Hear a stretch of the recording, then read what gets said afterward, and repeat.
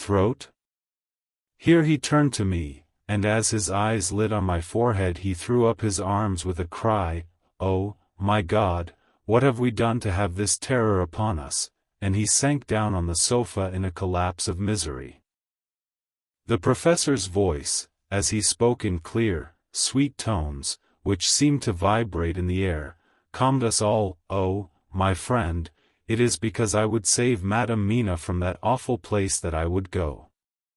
God forbid that I should take her into that place.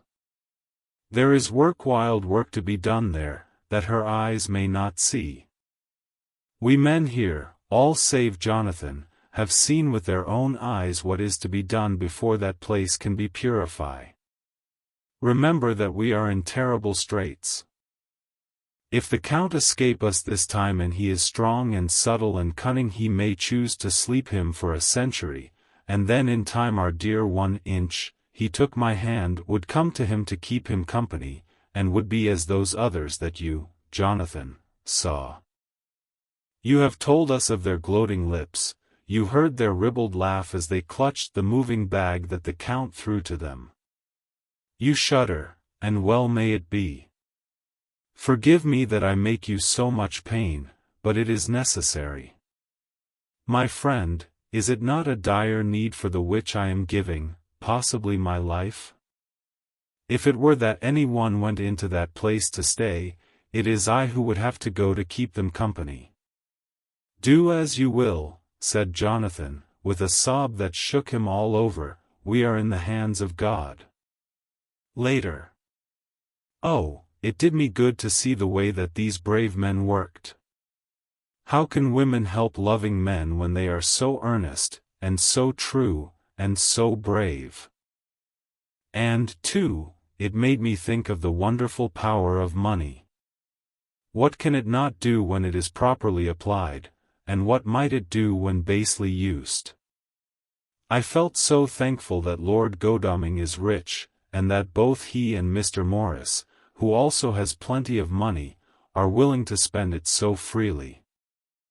For if they did not, our little expedition could not start, either so promptly or so well equipped, as it will within another hour.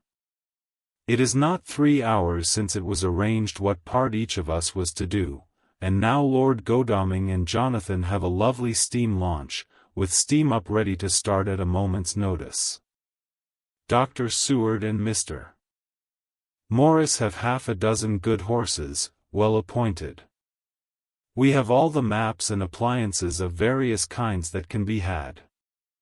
Professor Van Helsing and I are to leave by the 11:40 train tonight for Veresti, where we are to get a carriage to drive to the Borgo Pass.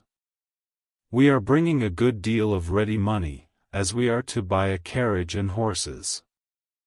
We shall drive ourselves, for we have no one whom we can trust in the matter. The professor knows something of a great many languages, so we shall get on all right. We have all got arms, even for me a large-bore revolver. Jonathan would not be happy unless I was armed like the rest. Alas! I cannot carry one arm that the rest do, the scar on my forehead forbids that. Dear Dar.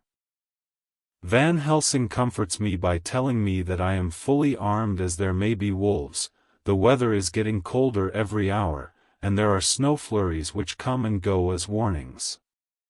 Later. It took all my courage to say goodbye to my darling. We may never meet again. Courage, Mina. The professor is looking at you keenly, his look is a warning. There must be no tears now unless it may be that God will let them fall in gladness. Jonathan Harker's Journal. October 30th. Night. I am writing this in the light from the furnace door of the steam launch. Lord Godalming is firing up. He is an experienced hand at the work, as he has had for years a launch of his own on the Thames, and another on the Norfolk Broads.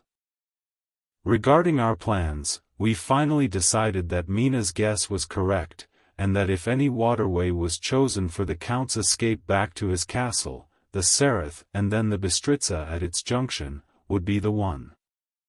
We took it, that somewhere about the 47th degree, north latitude, would be the place chosen for the crossing the country between the river and the Carpathians. We have no fear in running at good speed up the river at night, there is plenty of water, and the banks are wide enough apart to make steaming, even in the dark, easy enough. Lord Godalming tells me to sleep for a while, as it is enough for the present for one to be on watch. But I cannot sleep. How can I, with the terrible danger hanging over my darling, and her going out into that awful place? My only comfort is that we are in the hands of God. Only for that faith it would be easier to die than to live, and so be quit of all the trouble. Mr. Morris and Dr. Seward were off on their long ride before we started. They are to keep up the right bank, far enough off to get on higher lands where they can see a good stretch of river and avoid the following of its curves. They have, for the first stages, 2 men to ride and lead their spare horses, 4 in all, so as not to excite curiosity. When they dismiss the men, which shall be shortly, they shall themselves look after the horses. It may be necessary for us to join forces, if so they can mount our whole party. One of the saddles has a movable horn, and can be easily adapted for Mina, if required. It is a wild adventure we are on. Here, as we are rushing along through the darkness, with the cold from the river seeming to rise up and strike us, with all the mysterious voices of the night around us, it all comes home. We seem to be drifting into unknown places and unknown ways, into a whole world of dark and dreadful things. Godalming is shutting the furnace door. October 31st. Still hurrying along. The day has come, and Godalming is sleeping. I am on watch. The morning is bitterly cold, the furnace heat is grateful, though we have heavy fur coats. As yet we have passed only a few open boats, but none of them had on board any box or package of anything like the size of the one we seek. The men were scared every time we turned our electric lamp on them, and fell on their knees and prayed. November 1st, evening. No news all day, we have found nothing of the kind we seek. We have now passed into the Bistritza, and if we are wrong in our surmise our chance is gone. We have overhauled every boat, big and little. Early this morning, one crew took us for a government boat, and treated us accordingly. We saw in this a way of smoothing matters, so at Fundu, where the Bistritza runs into the Sereth, we got a Romanian flag which we now fly conspicuously.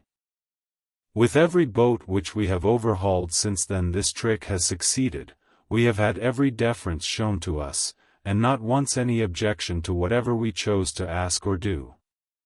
Some of the Slovaks tell us that a big boat passed them, going at more than usual speed as she had a double crew on board. This was before they came to Fundu, so they could not tell us whether the boat turned into the Bistritza or continued on up the Sereth. At Fundu we could not hear of any such boat, so she must have passed there in the night. I am feeling very sleepy, the cold is perhaps beginning to tell upon me, and nature must have rest some time. Godalming insists that he shall keep the first watch. God bless him for all his goodness to poor dear Mina and me. November 2nd, morning. It is broad daylight. That good fellow would not wake me. He says it would have been a sin to, for I slept peacefully and was forgetting my trouble. It seems brutally selfish to me to have slept so long, and let him watch all night, but he was quite right. I